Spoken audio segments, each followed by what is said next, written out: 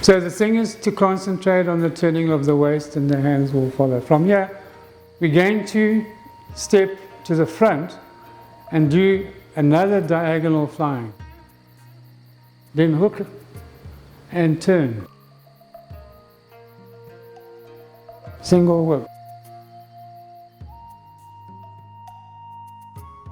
So we do 5 of these in the short form. So I'm going to do the last one. Place your foot. Now ward off as you shift the weight to the front.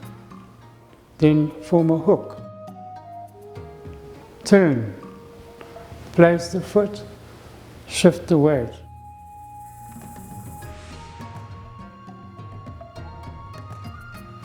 Michelle will now demonstrate with knees out.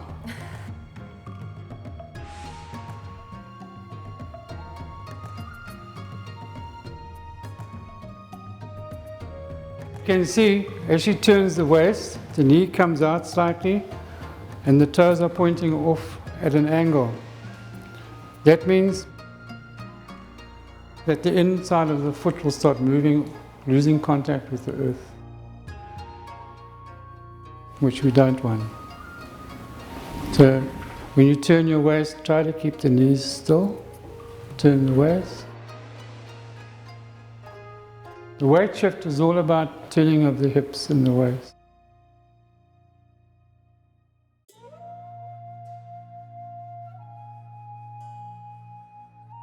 Keep this hand below your navel.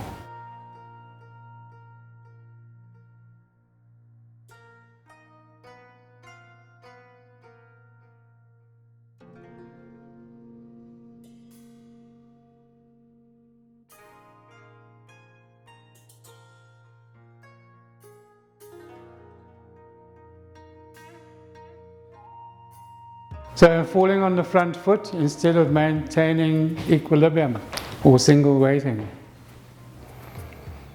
So we move from the center.